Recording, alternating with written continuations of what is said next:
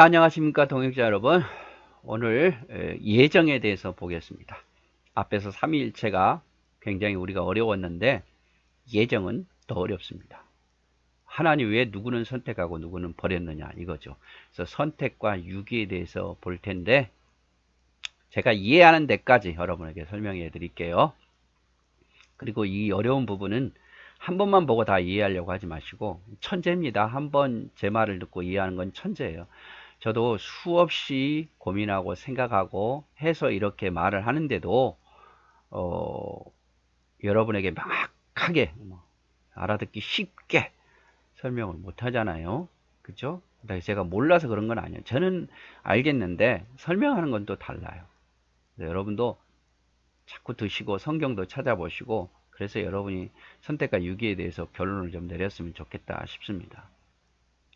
자, 예정의 정의. 예정은 사람의 구원에 대한 하나님의 영원한 계획을 가리킵니다.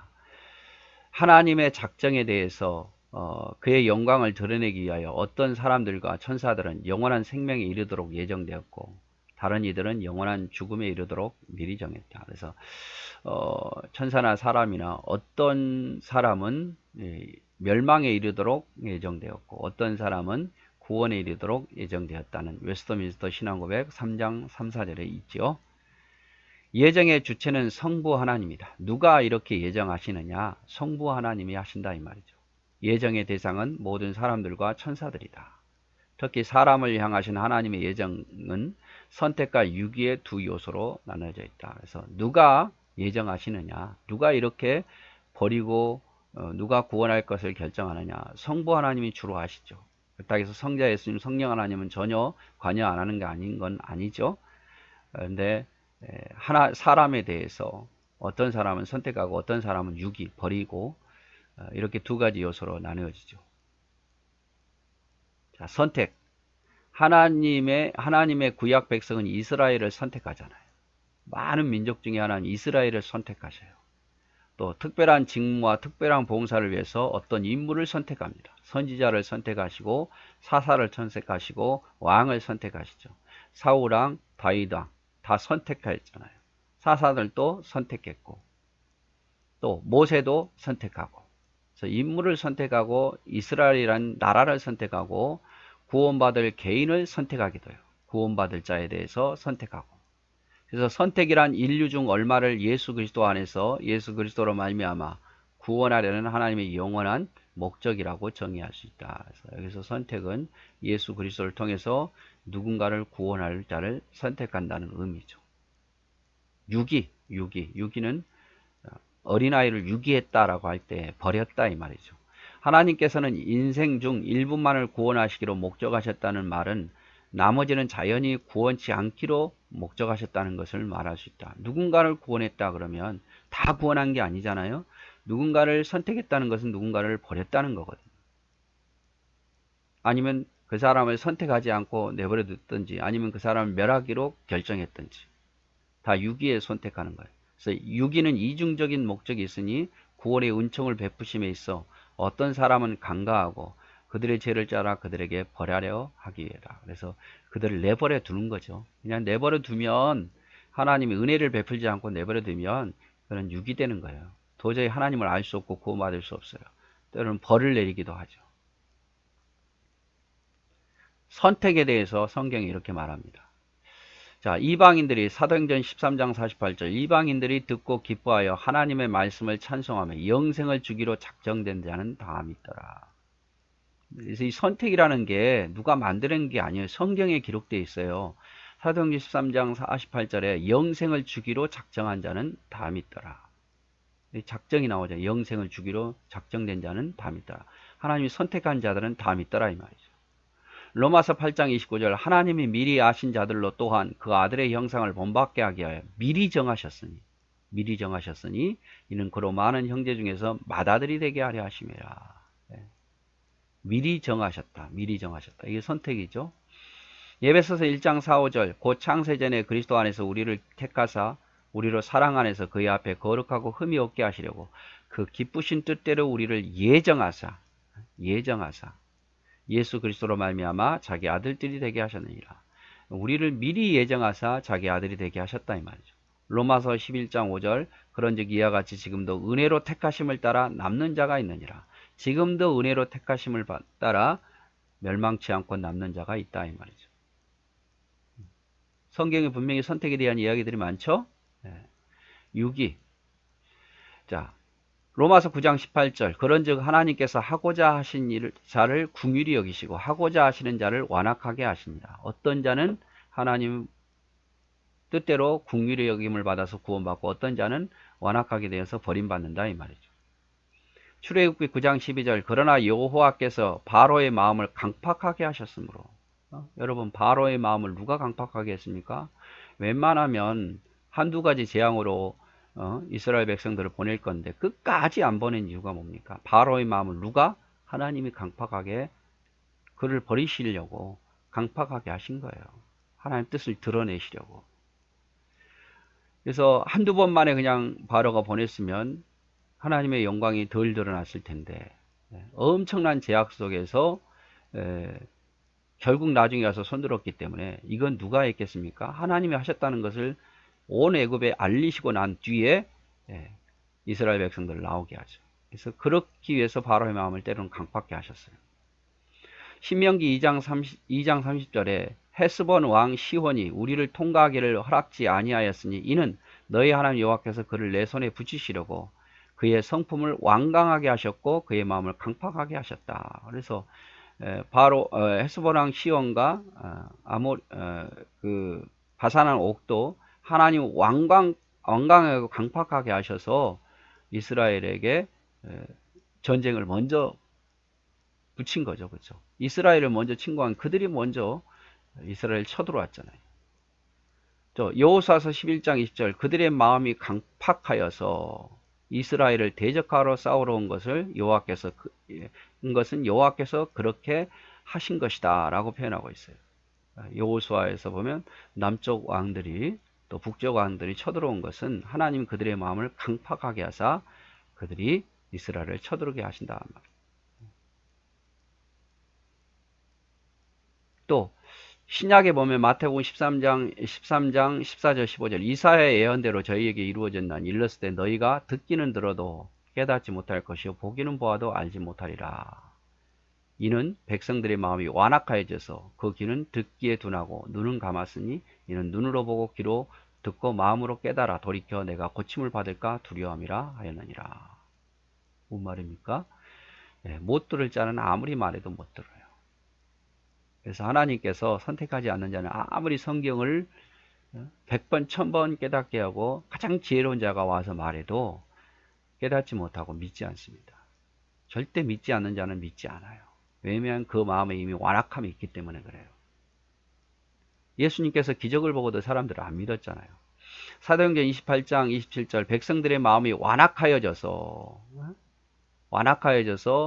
그 귀로 둔하게 듣고 그 눈을 감았으니 이는 눈으로 보고 귀로 듣고 마음으로 깨달아 돌아와 나의 고침을 받을까 함이라. 그래서 하나님 마음을 강팍하게 해서 못 듣게 하시는 거죠.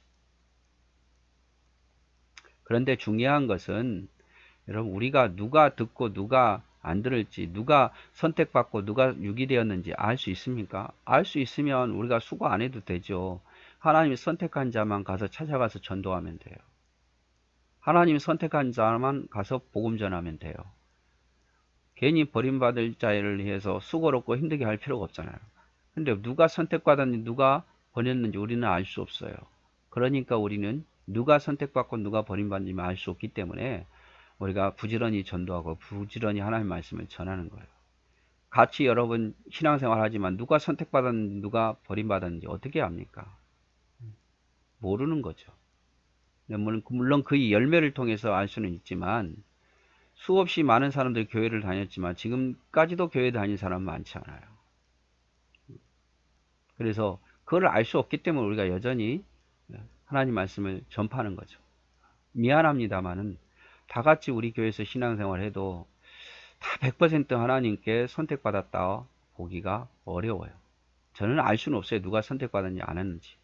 아무리 예수님 울고 뭐 믿는다고 해도 알 수는 없지요. 그러나 느끼는 건 있죠. 본인 자신이 예수 그리스도를 진정으로 믿는지 하면 본인 자신은 알 수 있고 우리는 그 열매를 통해서 어느 정도 짐작은 알 수 있어요.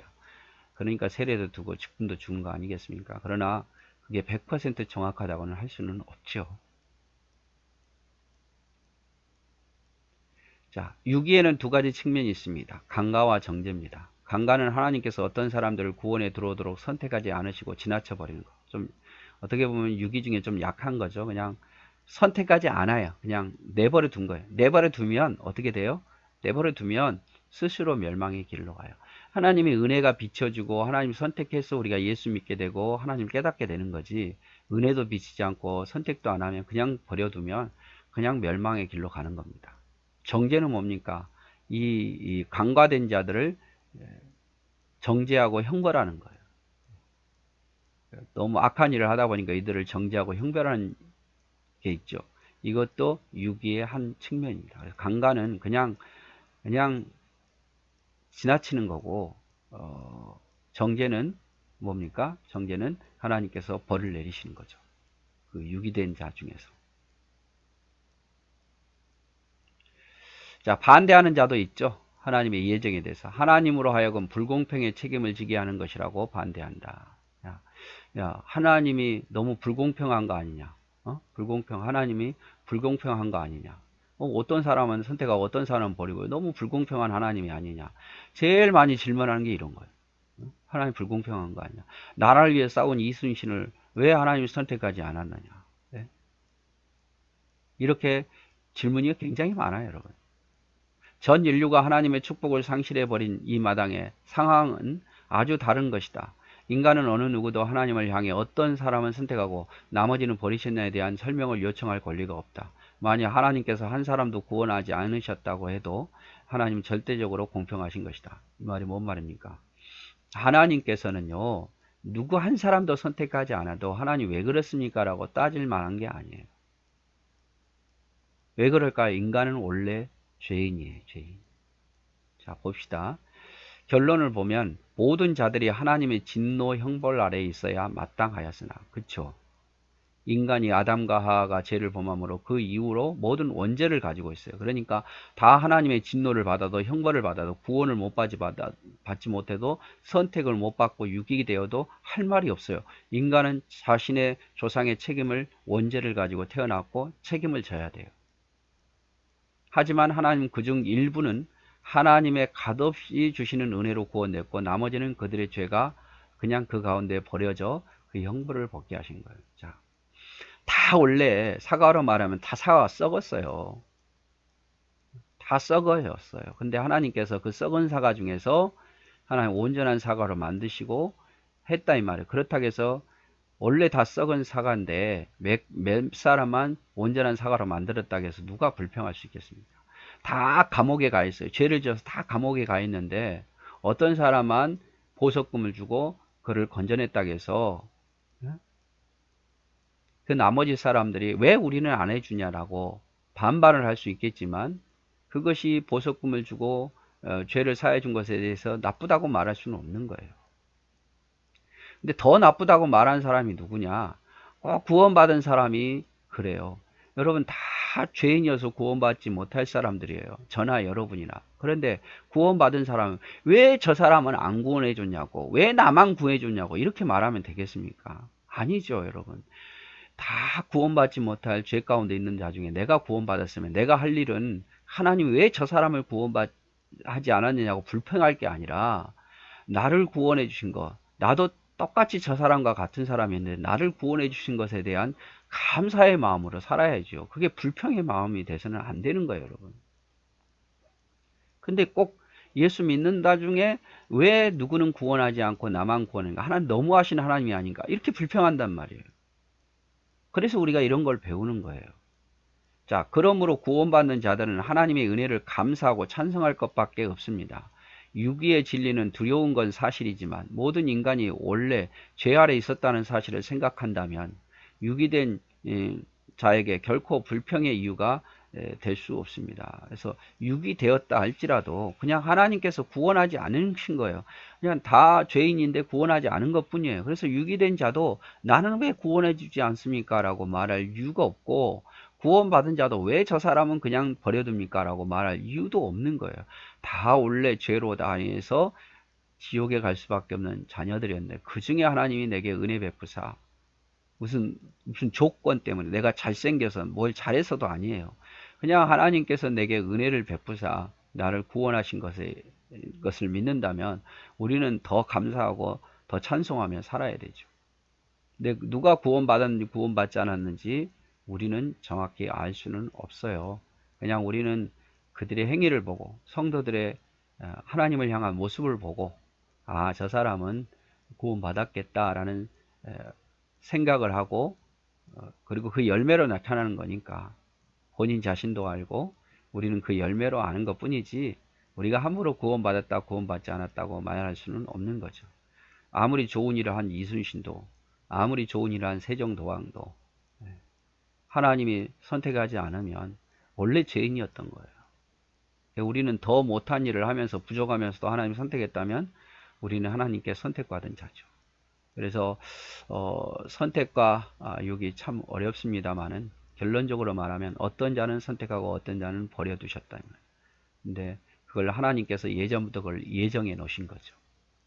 네, 어떻게 보면 불공평한 것처럼 말할 수도 있지만 다 원래 다 죄인이었어요.